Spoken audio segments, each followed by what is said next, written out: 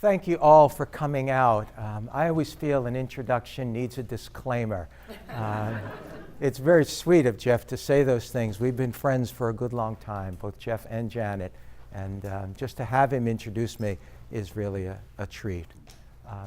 But if you were to talk to the students that I taught, they would give you a different picture of my teaching.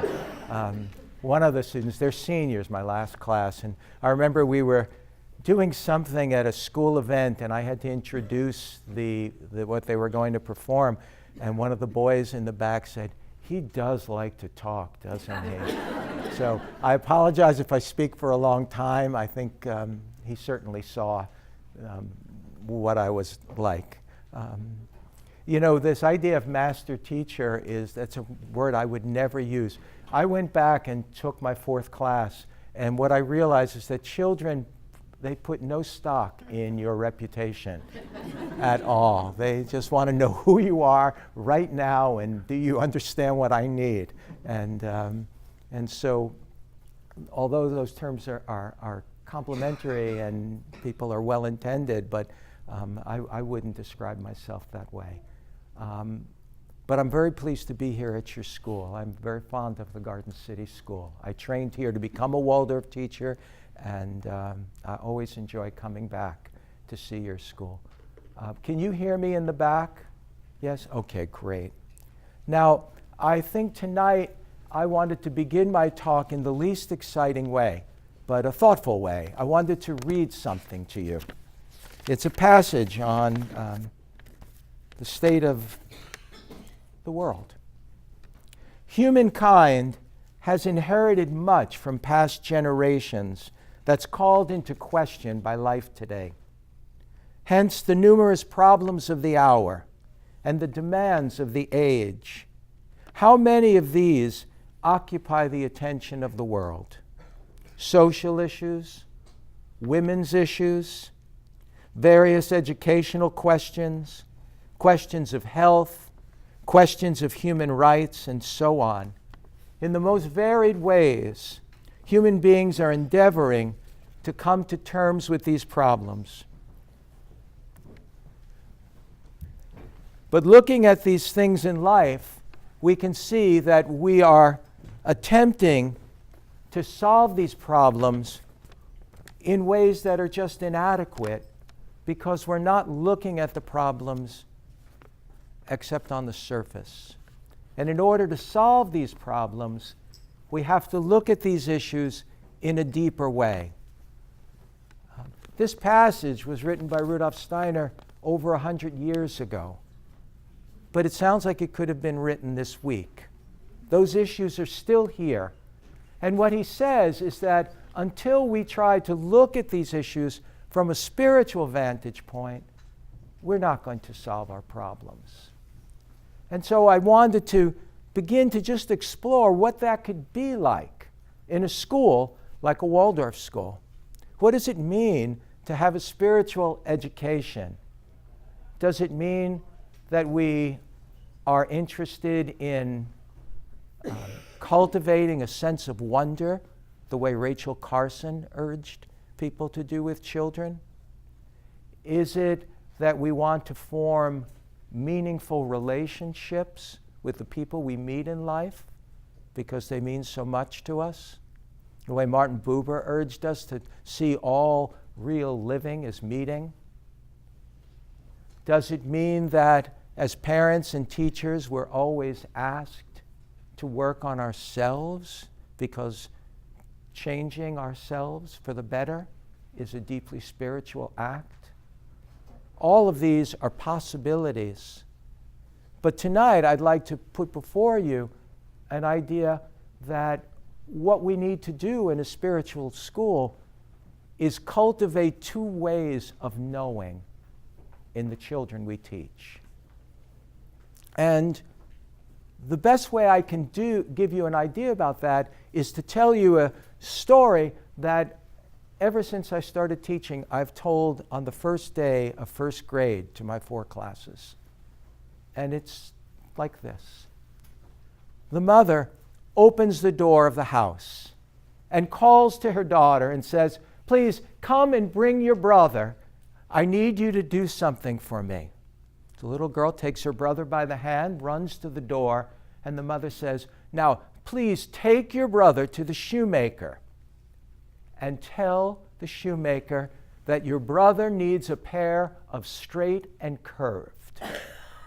And the little girl looks down at her brother's feet, and they're bare feet, as they've been all summer. And she takes him by the hand, and she leads him down the road toward the shoemaker. And they come to the shoemaker's shop. They open the door. The little bell above the door rings. And the shoemaker looks up over his wire glasses and looks at the children entering. And the children encounter all the smells of the shoemaker's shop, the smells of leather and glue. And they get very timid.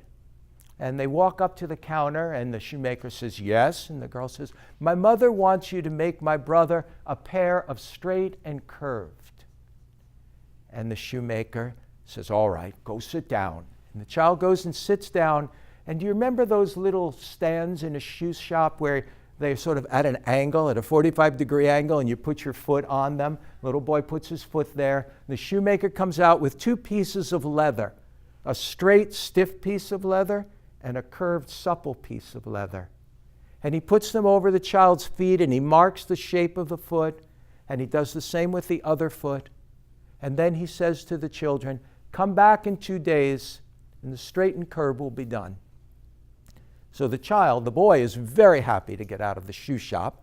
His sister follows. They leave, and in 2 days they return. And when they do, the whole scene repeats. The door opens, the bell rings, the shoemaker looks up over his glasses. They come, they sit down, but this time the shoemaker comes out with 2 shoes. And he brings the shoes over to the child, puts them on, laces them, and the way all children do, the boy walks looking at his feet as he walks up and down the store. And he's ready to leave, and the shoemaker says, no, wait, you're about to start first grade. I want to show you something. And the shoemaker takes the boy behind his counter, and there's a box of old, worn-out shoes. And the uppers are torn away from the soles, and they have big, gaping holes. And the little boy looks at them. They look a little bit like wild animals, and he's frightened. And the shoemaker says, look carefully at these shoes. With these shoes, straight and curved, were not sewn together well. Always so straight and curved together, carefully, in all you do. And that for me it epitomized my job as a Waldorf teacher, because all my lessons through the grade school would have to bring these 2 ways of knowing, so that I would be nurturing both the cognitive development of my students and their affective development, their inner life, their soul life. And so I had to think, how do you teach in a way to develop these 2 ways of knowing? Even before the grade school, what do we do in preschool? The great teacher in preschool and the unsung hero for childhood is play. What children learn through play is invaluable. There was a book written by published by the Harvard Business School called Geeks and Geezers. The authors wanted to explore qualities of good business leaders, both in the dot-com era and in post-World War II industrial America, to see if there were common qualities in leadership that they could note. And they didn't find what they were looking for. It wasn't about family structure, wasn't about education. What they found was that good business leaders in both eras were playful. And they found that playful quality was something that just made them successful in their endeavors. One of the people they point out is Frank Gehry, the architect, right? He's in his 70s, almost 80 years old. He says his best ideas come when he's on the ice skating. Now, most people I know in their 70s won't even walk on ice, right? He ice skates. They said he played cutthroat hockey out in California. this incredible in creative architect out on the ice in old age. They say that quality is a biological term called neoteny, I believe. The ability of a species to keep youthfulness into old age. That's what play does. It keeps you young at heart. Is there anything we want more for our children than to grow in a way that they're young at heart into old age? Isn't that what we want for ourselves as we age? To still be adventurous, to have our life expand rather than contract, to learn new things, to do new things. Play sets us on a path to stay young at heart. At the Smithsonian Museum in Washington, D.C., where I reside, they had an exhibit several years ago, and it was Play in the Lives of Geniuses. And they looked at all the things that were being created, things that changed our society and our world, and what role play played in the childhood and the growing up of these people who made these changes. And of course, Einstein comes to mind because he was playful forever, right? He said the reason he could discover relativity is because everybody else stopped thinking about it, but he would still play around with these ideas. And but they talked about the person who invented penicillin and how he discovered penicillin because he had a laboratory job, and to while away his hours, he would grow molds in petri dishes where he liked the colors. He could use them to paint. And he had this blue mold that he grew. Turned out to be penicillin. So this playfulness just leads you to in a different place because it fosters a different kind of thinking. It fosters divergent thinking. And that's what we need today. We need an education that helps our children see that there's more than one answer to a question. And that's what divergent thinking fosters. My wife is a kindergarten teacher, and we always have this conflict over pieces of wood.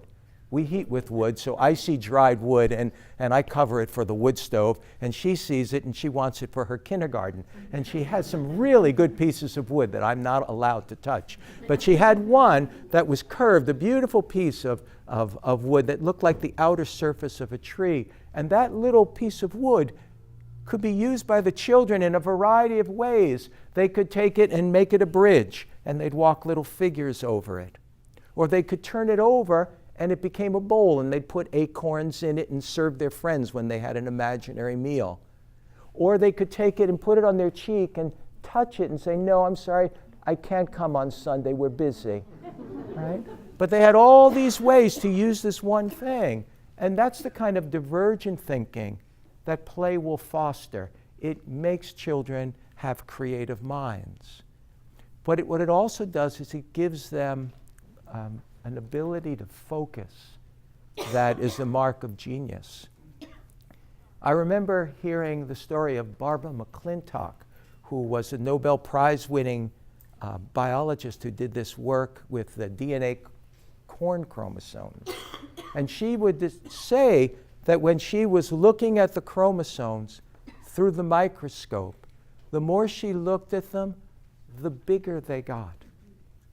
And then she felt like she was down inside the microscope.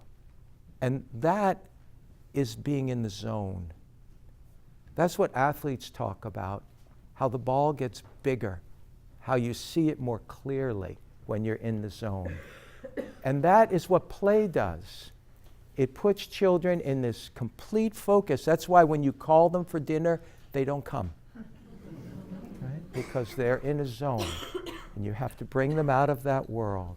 So play creates this foundation of creativity, of being at one with what you experience. We want that for our children because that's what makes life joyful and meaningful. So we start in the preschool developing this inner quality that our children need. Truthfully, more today than when I started teaching 40 years ago. They really do. It needs to be nurtured. Then they come to first grade, and we're going to teach them their letters. And in a Waldorf school, we do that in an unusual way.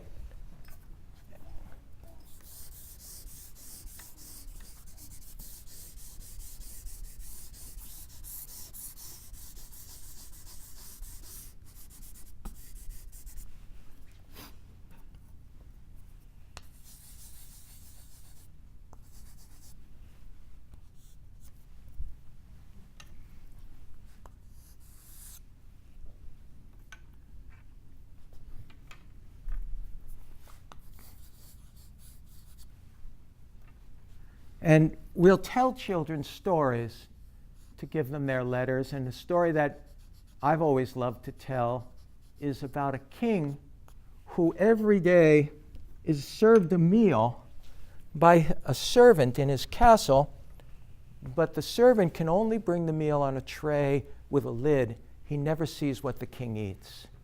He has to set it down on the table, and then he bows and leaves. The king eats. When he comes back, the lid's back on the tray, and he takes it away. But one day he comes, and the king's not there, and the lid is off the tray. And when he looks, he sees that on the tray is a white snake, and little pieces of the tail have been taken off. And he thinks to himself, what does a white snake taste like? He reaches down, he takes one little piece, and he puts it in his mouth, and he just savors the taste. But suddenly he hears voices, and he's nervous. He thinks the king is returning, and when he returns, he's going to be caught, and he's going to be punished. So he goes and hides behind those long curtains that all castles have, right? So he hides behind them, and the voices get louder. And then he realizes that the voices come from the birds on the windowsill, that the white snake gives you and the king the power to understand the language of the animals. And that's how the king gets all of his information about what's going on in his kingdom from the animals as they fly by, and they bring that. And so you tell that story, and then you have this drawing on the board, and the children say, I know what our new letter is. Our new letter is a K. And so out of this picture, you recapitulate the way human beings have always learned their letters, through pictures. And you have the K, and out of this you're going to abstract this symbol for the K, and you'll have certain words that you'll write, and the children, you say, who can give me a word like that starts with a K? And they'll say kitten, and you'll thank them, and you'll write that on the board, and someone will say kite, and you'll put that on the board, and then a child will raise a hand and say, cup.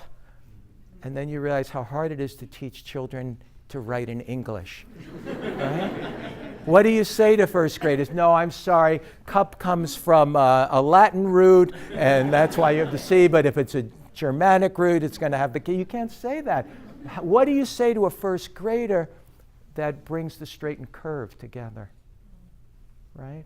Because you have to teach them in a way that touches their feelings, because that's where they live. They live in their feelings. So you say, oh, did I ever tell you the story of the king? He was divorced. No, I said, no, he was a widower. He was a widower. And he had so much to do, he needed help, and he didn't know who should be his trusted helper. Should it be his courageous knight who guarded the castle, or his wise counselor, or his daughter who was his trusted helper? He didn't know who to choose. So he had an idea that he knew someone he could ask. And he got on his horse, and he rode all the way to the edge of the forest where the old crone lived. And when he got to her cottage, she was there waiting for him. She said, I know why you've come. You want to know who your trusted helper should be. And he nodded, and she said, come in, we'll look together. And they sat at her table. She had a crystal ball, and she said, I see it now. The first one to greet you when you get home will be your trusted helper. The king was satisfied. That was all the answer he needed. He got on his horse, he got stuck on the Long Island Expressway, and he got home much later. And when he got home, everyone was asleep.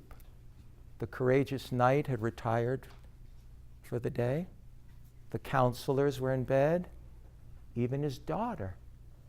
And he was very sad. He thought, was the old crone wrong?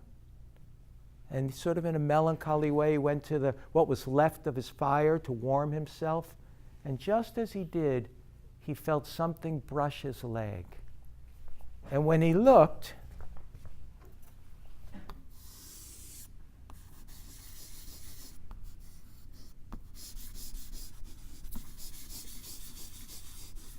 it was the castle cat. And this, I would say to the children, this is going to give us our new letter, the letter C. And boys and girls, if you're looking at a book and you hear a cuss sound but you don't see the king, you'll know he's too busy. Look for the cat. The cat will be there. And that's how you want to teach children. You want to teach them through imagination. You want it to touch their feelings, because truthfully, things that touch our feelings we remember, right? That's why we all remember where we were at 9/11, right? We all remember where we were, if you're as old as I am, when you heard that Martin Luther King was shot, or John Kennedy. You never forget those things, because what we experience with the shock of emotion stays with us. Learning should do that. It's not a shock of emotion, but it's this inner responsiveness that has to do with the curve, this spontaneous, surprising element that just makes life joyful. So we want to teach in a way that touches that with our children. Now, when we teach in a Waldorf school, they sometimes have mistaken understandings of what we do in our school. And I've heard people say, oh, well, they don't teach reading in first grade. But I don't say that.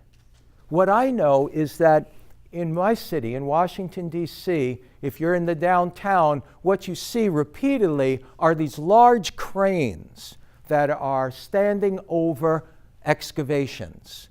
And what we know is that if it's a really large crane, it's a really deep excavation, and they're going to build a very significant building.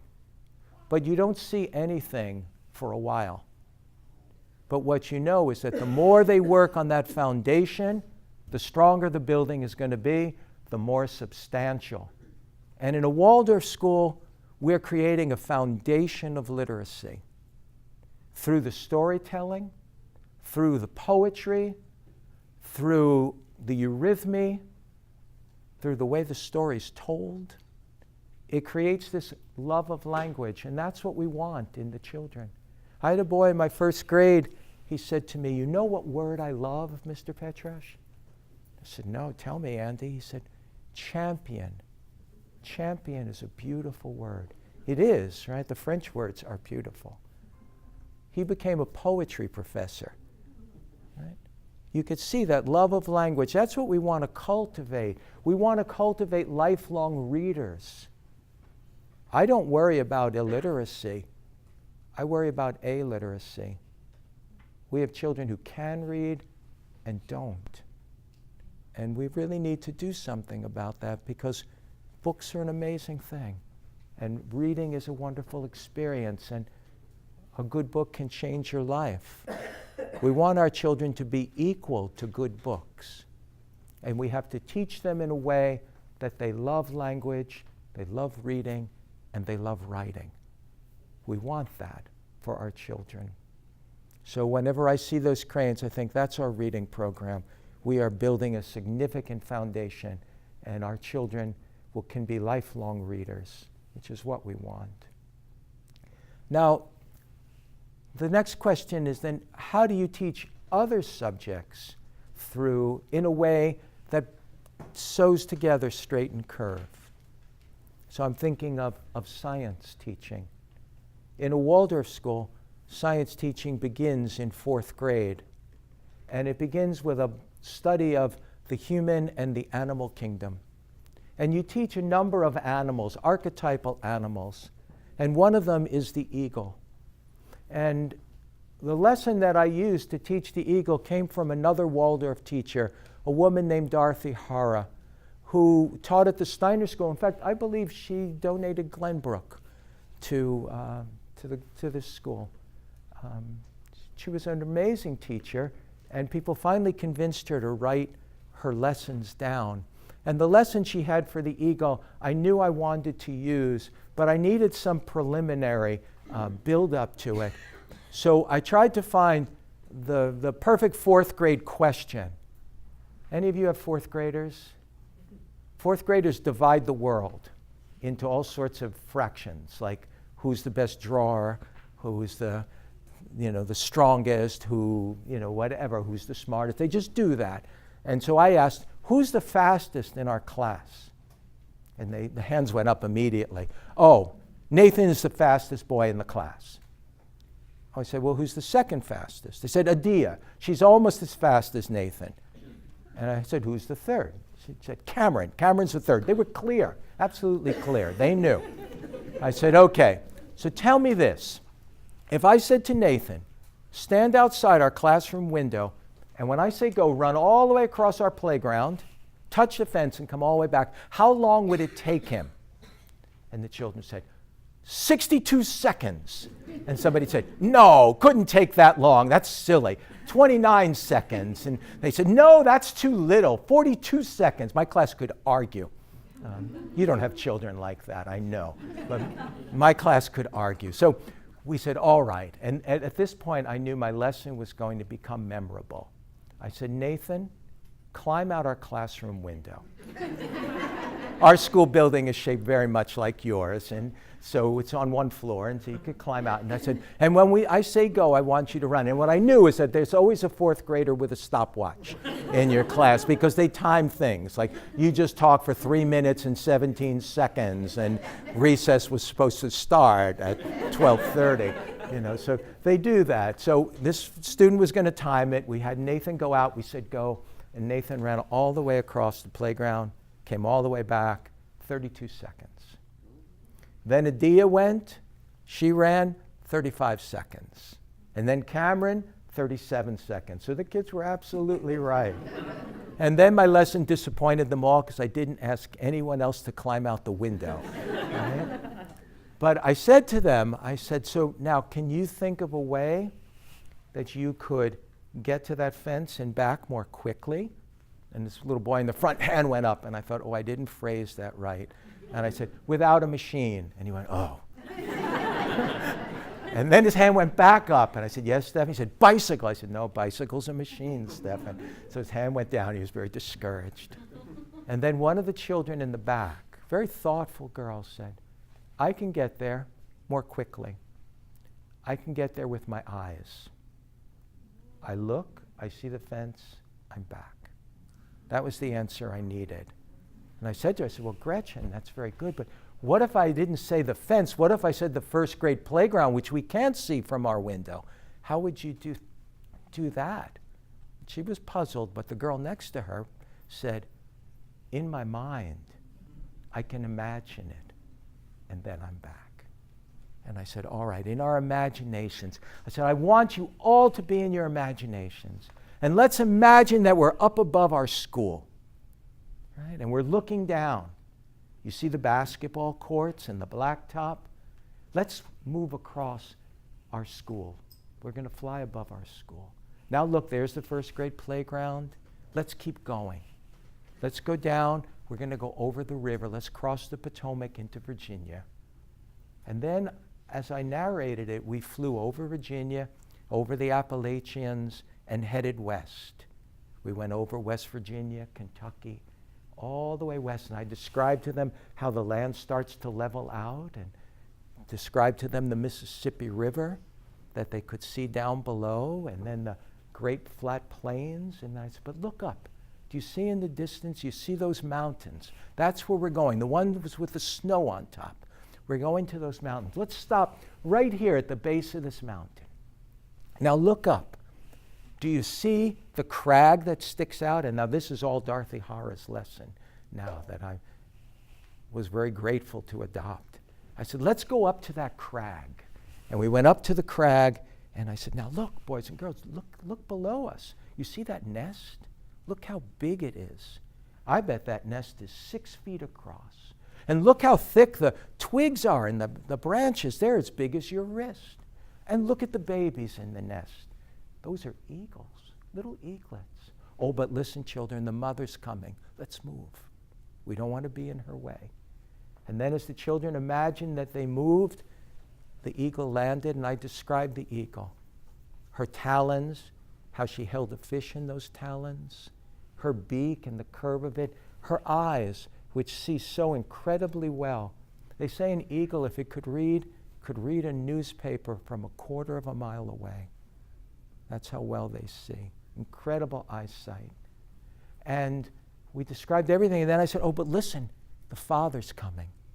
And talked about how eagles go back to the same nest and mate for life. And then as we described it to them, the father eagle took off and began to fly in those air currents and rose higher and higher in the sky until it saw its prey, pulled in its wings, and dropped. And at that moment, what Dorothy Hara said to her children, and I said to mine, was, boys and girls, do you know where you're like an eagle? It's in your thinking, in your mind. You can soar to great heights. You can go from one place to another in an instant. And when I said that, what I realized was this is what Waldorf education is really about. It's about teaching children what it means to be a human being. And we need that today. Our view of humanity has just been diminished markedly. We need to have some sense that we carry within us the nobility of the lion, the far-sightedness of an eagle, the determination and perseverance of cattle, that those animal qualities empower us the way the Native Americans felt that the spirit of their totem animal could guide them and strengthen them and lead them. And it shouldn't have taken me so long to understand how that was at the heart of a Waldorf education, understanding what it means to be human, and how all our teaching should be tied back into the human being. We want our children to understand their humanity through what we teach them about history and science and geography, because it touches them in this way, in this emotional way. In our science teaching, which is a really great gift for a teacher, you can imagine it's a privilege to teach children a curriculum like the Waldorf curriculum. We teach a chemistry block in 7th grade. It is the perfect block for 7th graders because it's the study of combustion. And if you know 13-year-olds, they need no encouragement to burn things. They just don't. And to have them study this in an objective way, where they so you say to them, all right, tell me about a candle's flame. And the 7th graders say, candle's flame, really? I know candles. I've had candles all my life. I've had candles on my menorah. I have candles at my birthday party. I have candles on the table when we have a dinner. And I'm tired of candles. I say, yeah, but what's a candle flame look like? Well, silly question, it's orange. And someone says, no, it's not just orange. And, what do you mean it's not just orange? Well, there's a brownish color in the bottom. No, there's not. And they argue. So you have to light candles, and they draw them. But there's a way in which you take this just first experience of a candle, and you're going to use it for your first science lesson. It's a lesson that was taught by Michael Faraday. He was such a great scientist, and he would teach a class at the Royal Academy of Science for kids. And they say the children would line up for hours to make sure they got in.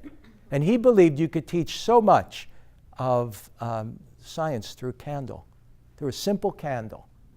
And so he starts his experiment, his demonstration, by taking a candle and you take a glass tube, thin glass tube, and then you do something magical which helps the children pay attention for at least the rest of the lesson.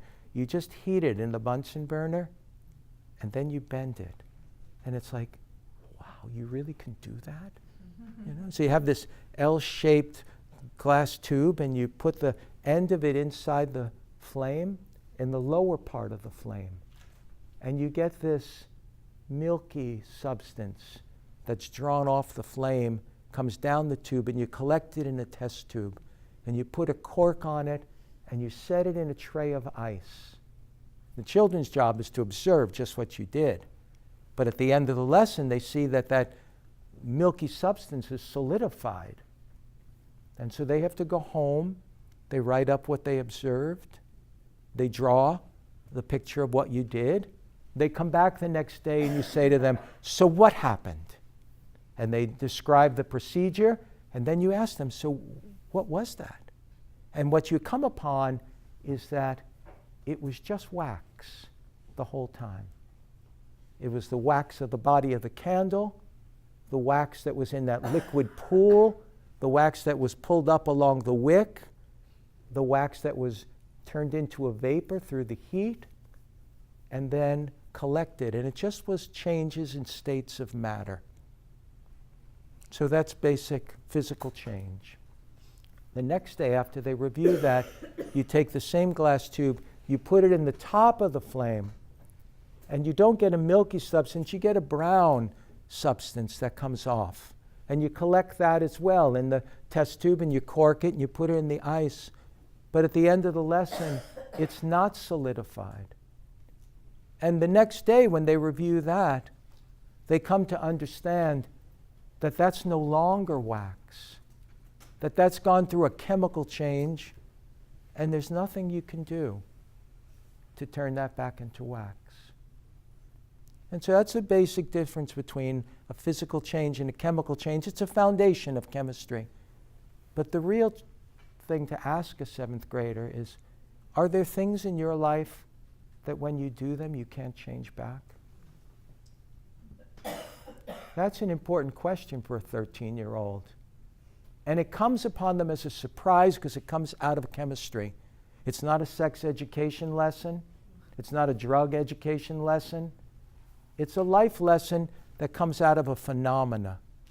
And those questions are important because they also tie back into the human being. And they awaken their thinking, which is what we want to do. We want this emotional engagement and the activity that goes into their work and making their books and illustrating their experiments. We want that to transform into the power of thinking as they get older. But we want their thinking to be interwoven with their feeling. We want it to be warm.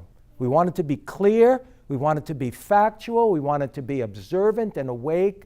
But we want it to be warm and sympathetic and sensitive and able to move outside of the confines of ourself and become one with what we see. Because that can create a loving relationship with the world. We want that. We want them to think with warmth. We want that inner activity in them because that translates and becomes a moral compass. We want our children to have a moral compass.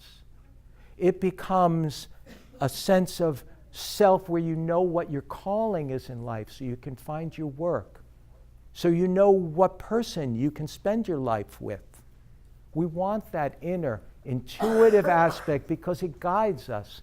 We want to encourage it so that children have confidence in that part of themselves and that they know that through that side of themselves they're connected with something greater than themselves. We don't have to define that for them. We don't have to tell them what that is. They'll figure that out. But we want them to know it's real. And we want that to be part of their thinking. We had a graduation speaker a number of years ago at our high school.